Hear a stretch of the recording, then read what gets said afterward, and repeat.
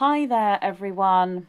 I would just like to read through some posts that um, I made today, starting off as a reply to someone else's post, and then that kind of moved into quite an interesting conversation. The information I have was given to me quite a few years ago from the Nine, and I just thought that this was important enough to share. So the post was.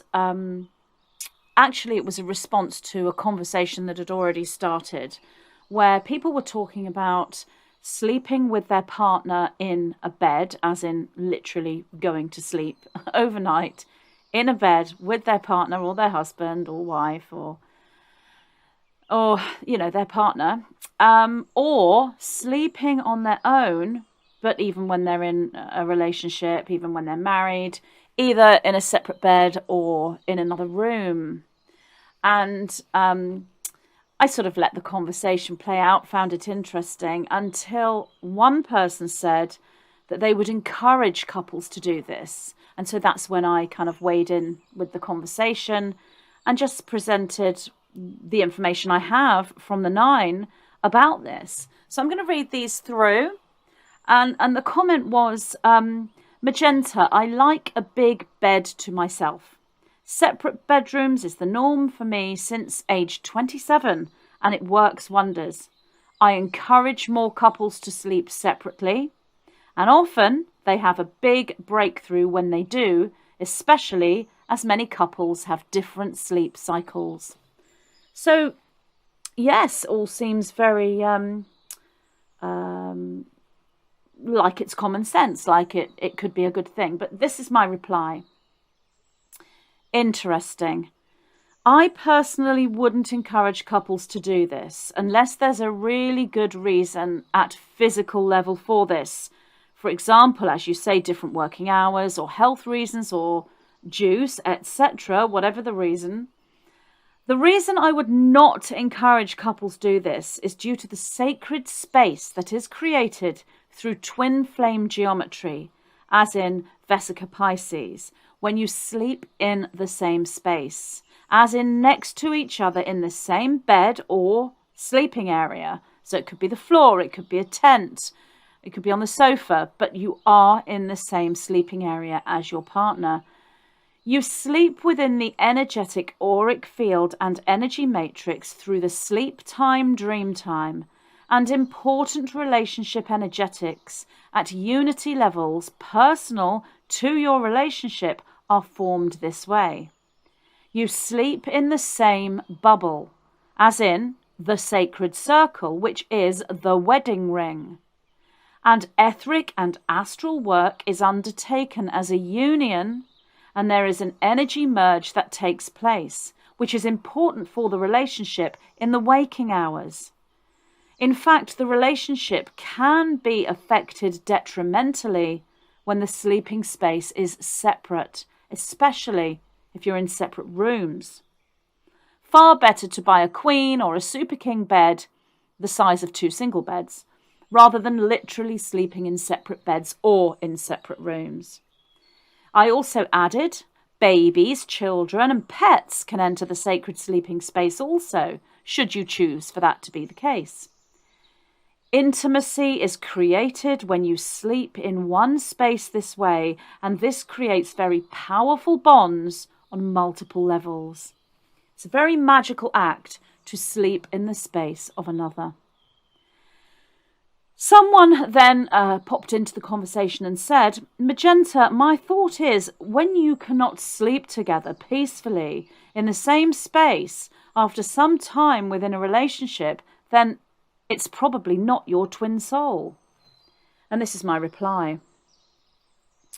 You would move out of a full twin flame union in that case, yes, but this depends on the reasons for the separate sleeping arrangements and if the arrangement is intended to be temporary. So if for a reason you decide you have to sleep separately, temporarily, for a short time, for a good physical reason, health reasons, moving house, one partner's away, work, whatever it may be, a young baby, whatever the reason may be, if it's temporary and the intention is for it to be temporary, then whilst you're not in sacred space in the meantime, it's really not going to affect your relationship long term, because the intention changes the frequency that you are creating for your reality in the first place. It's only when you make a decision, we're now going to sleep separately, potentially for always or for the foreseeable, without really intending that to be temporary, that's when that intention creates a reality that it kind of adds weight to the fact that you are not sleeping in one another's space. And that's when it can be detrimental. So I also went on to say, this is also dependent on the spiritual union taking place in other ways between the relationship, between the couple. For example, do they practice yoga together during the day? Do they meditate together? Are they having physical intimacy together during the day at other times outside of sleep space? If so, there's still an intimacy taking place on a spiritual level. So that doesn't necessarily mean they're not holding a twin flame energy. So a couple could still be in a twin flame relationship, even if they're not sleeping in the same bed. However, it could also mean they're not in a twin flame union, because in the latter case, in the case of the relationship not being a twin flame union, the pull towards sleeping alone can make sense to the couple. And it would potentially be more beneficial to them to be sleeping alone, because they are not sharing sacred space with someone. They're in a twin flame union with, or holding a twin flame consciousness, which is different perhaps to sleeping in a bed with a child, because you are in a spiritual relationship with that child. Same with your dog, your cat, you know, whichever pet you want in your bed, your rabbit, your horse, whatever it may be. You are in a spiritual relationship with that pet as well. So it could be that a couple that are not embodying the twin flame consciousness are drawn to sleeping in different rooms because of that reason. So there are many, many variables. It really depends on the dynamics between the couple and what they both want from the relationship. It may work very well for two people to be sleeping in separate rooms and have their own bedrooms. But what I'm saying is it doesn't create this sacred union. So what do you want? This is what this is about. If you're happy, both of you, to sleep in separate rooms and you have a great relationship, there's nothing wrong with that at all. But do you want a twin flame consciousness connection? Do you want to be spiritually working with your partner? Do you want to be working astrally, etherically, and energetically with your partner? Are you working on healing together? Do you want that deeper union? Because you will often find that if you don't sleep in the same space, you'll wake up, if you have this union and you intend for that union, you'll wake up and feel like something's missing. Whereas when you are sleeping in sacred space with someone, you wake up and an intimacy has naturally occurred between you. And you can't necessarily put words to what that intimacy may be, but you know you've shared an intimate act with your partner just simply by sleeping in their space. And it's very powerful, and it's clearly more powerful than people realize, given the conversation that was taking place today. So another comment, someone said, Magenta, some people have really bad night terrors and they wake up shaking and traumatized. It's not really fair to inflict that on someone else night after night by sleeping in the same bed. My reply was, so this would fall into the really good reason category, as explained in the original post. Of course, if you're having really bad night terrors and you're waking up your partner and your partner's not getting any sleep, your partner has to go to work, it may make sense to sleep in separate beds or certainly in separate rooms. But would that intention be always? Would that intention be temporary while you work on the night terrors? So no one is saying that is not something you should do. No, I wasn't saying that's not a viable option for a couple. But then someone else replied and said, on the other hand, regarding night terrors and sleeping in a shared space or a separate space, speaking from personal experience, an empathic or understanding partner is able to calm or comfort the one having the night terrors. And my reply to that was, that would be the more aligned path with this. Night terrors are far less likely to occur when merged in energetic sleep space union with one's twin flame. So the security and the protection that you can access by sleeping in the space with an individual you have a conscious relationship with, call it twin flame, twin soul, soulmate, whatever word you want to give to that working spiritual partnership that holds a twinned quantum convergence charge, a twinned blue starfire. They are working together with one another's energy. That's what I'm meaning by twin flame. So there may be lots of people who do have bad nightmares, night terrors, anxiety in the night, and that's less likely to occur when they're sleeping with their partner in the same space, or even if it does occur, they are comforted quickly and comforted in a better way because they're constantly being healed. So again, many variables, depends on the relationship, depends on the individuals. So I'm not saying there's anything wrong with sleeping in separate bedrooms. I'm not judging people who sleep in separate bedrooms. But the reason why I weighed in on this conversation is because someone said I would encourage other couples to sleep in separate rooms or sleep separately.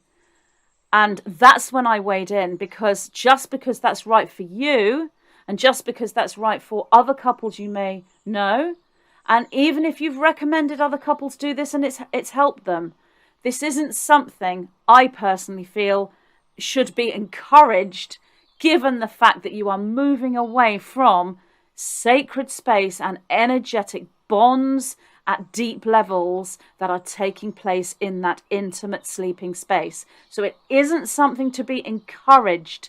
It's something to use as a tool if there's a physical issue that's temporary.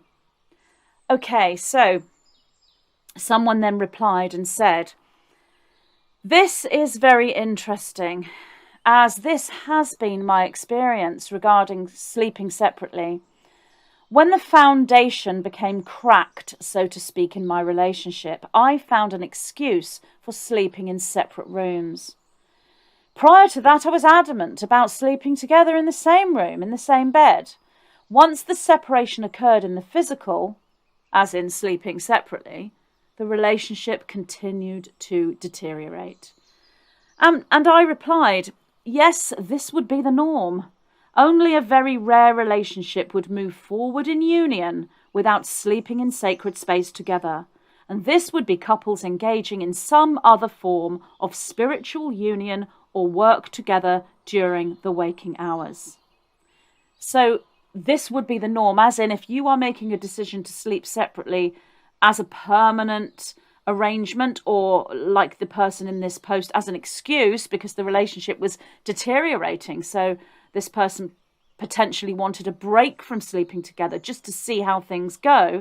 That can create a deterioration because you aren't having sacred union in that magical place that you enter in a multidimensional sense when you're sleeping in the same space. It is a magical act.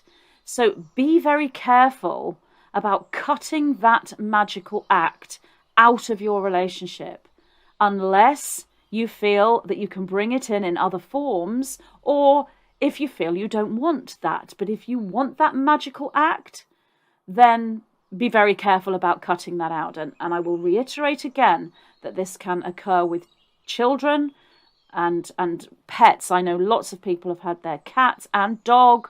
Many people I know have their dog sleep on the bed. every night with them, and we're no exception. Our dog slept on the bed with us every single night. We've had cats in the bed too in the past, and you do feel an intimacy with that pet the next day, and so does the pet. This is the thing, especially dogs, because they grow up sleeping in a little pile in their den. It's very important for them to have that. So, and the same with children, babies, co-sleeping.